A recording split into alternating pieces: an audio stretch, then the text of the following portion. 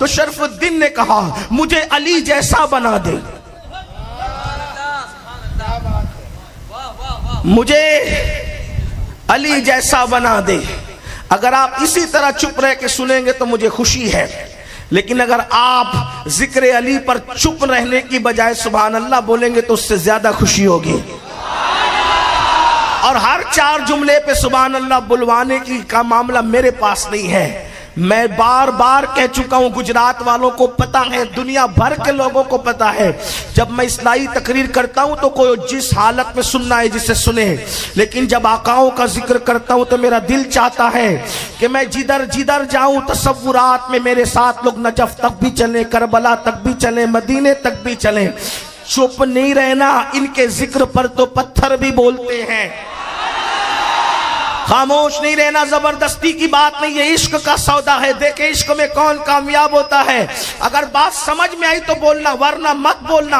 और अगर ये बात भी आपसे कहूं थक जाना तो भी चुप हो जाना, मैं समझ जाऊंगा मुझे तकरीर आपको नहीं, फिर मुझे सबक सिर्फ सैयदी दादा बापू को सुनाना है बस, फिर मैं अपनी बात उसी अंदाज से करूंगा। लेकिन अगर सैयदी दादा बापू को सबक सुनाने के साथ अगर आप जिक्र अहले बैत भी सुन रहे तो फिर आपका साथ भी मुझे चाहिए। शरफुद्दीन ने क्या कहा, तवज्जो फरमाए।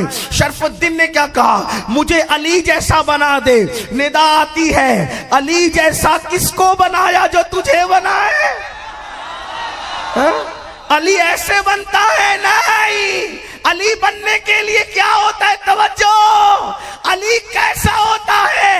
जिसके लिए भाई मोहम्मदुर रसूलुल्लाह चाहिए, जिसके लिए भाई मोहम्मदुर रसूलुल्लाह चाहिए, जिसके लिए माँ बिन्ते असद चाहिए, जिसके लिए बीवी सैयदा तैयबा ताहिरा आबिदा जाहिदा राकिया साजिदा नकिया तकिया ज़किया उम्मे अबीहा उम्मुल हसनैन फातिमातुज़ ज़हरा चाहिए।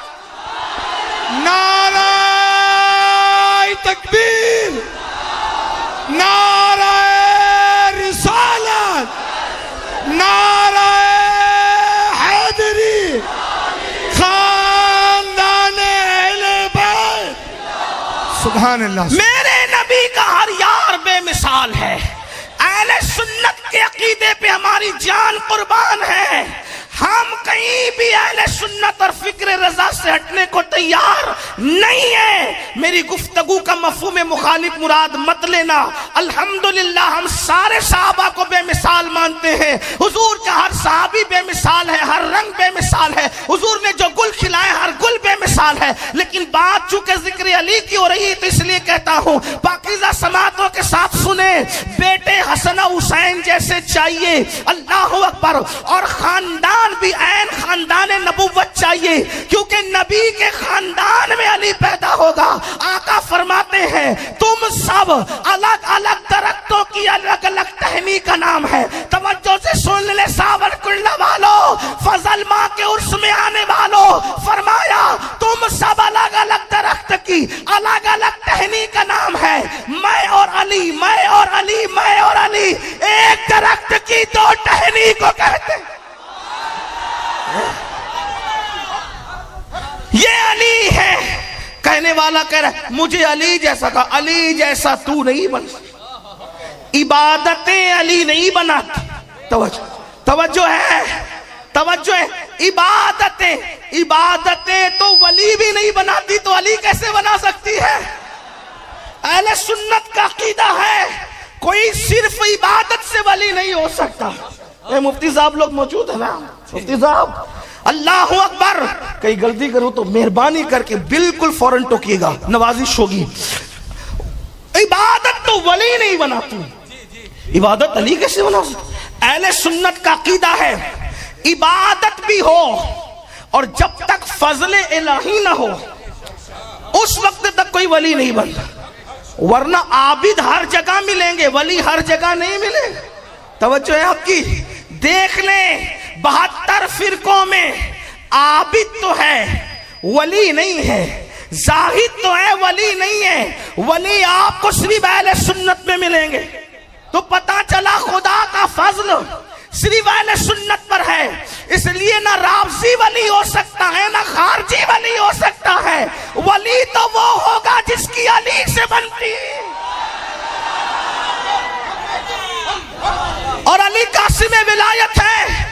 अल्लामा काजी सनाउल्लाह पानीपती अपनी तफसीर मजहरी में लिखते हैं कि दौरे आदम से लेके आज तक जितने वली हुए हैं अली के फैजान से वली हुए। आप अली को समझते क्या हो? काजी सनाउल्लाह पानीपती लिख रहे हैं, आने से पहले जो विलायत बांटता हो, सावरकुंडला वालों इसी को अली कहते हैं। जो आने से पहले विलायत बांटता उसको अली कहते हैं। आने से पहले जिसका फैजान करम ये हो, आने के बाद उसकी शान का आलम क्या है?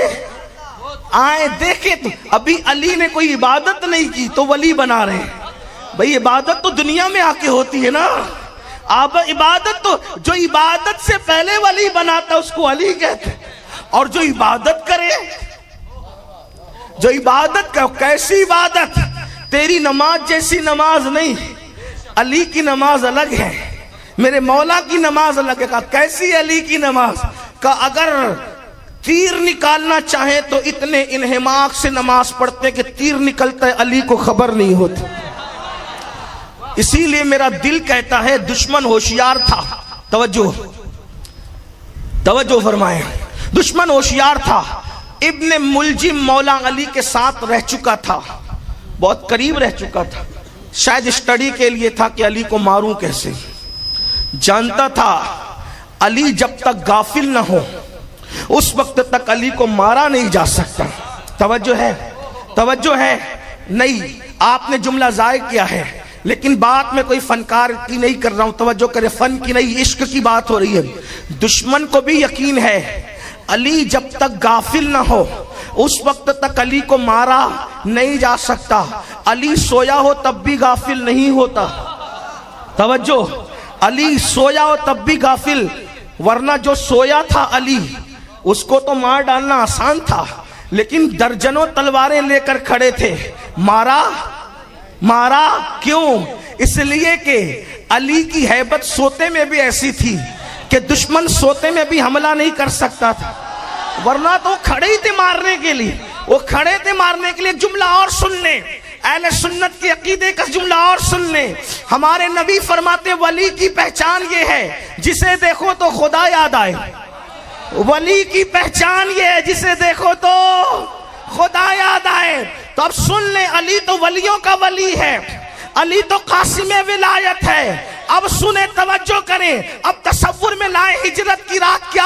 हुजूर ने फरमाया अली मेरे बिस्तर पे सो जाओ, अली मेरे बिस्तर पे सो जाओ, अली मेरे बिस्तर पे सो जाओ। सुबह उठना, अमानतें वापस करना, फुला मकाम पर मुझे आके मिल लेना।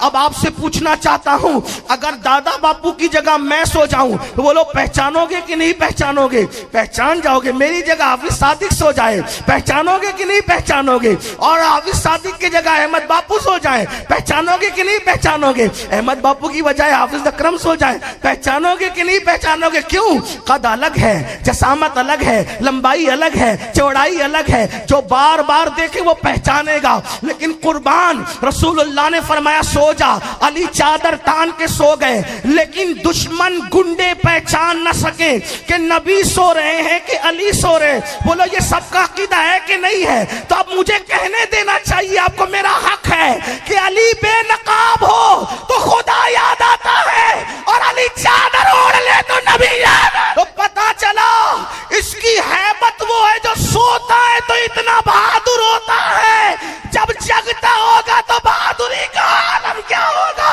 कभी दीवार हिलती है, कभी दर कांप जाता है। अली का नाम सुनकर अब भी खैबर।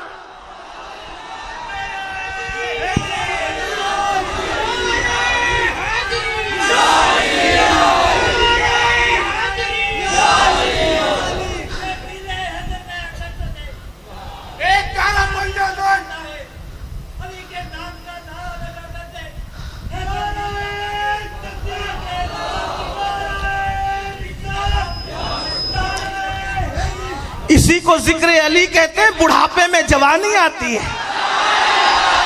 चमन चमन गली गली, नगर नगर गली गली, जमी बोली फलक बोला,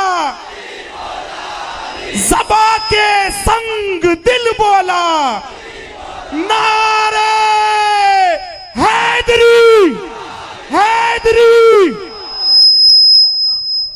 सोते में भी अली को कत्ल नहीं किया जा सकता, तो दुश्मन ने प्लान बनाया, अली गाफिल जब होते हो तब कत्ल करेंगे।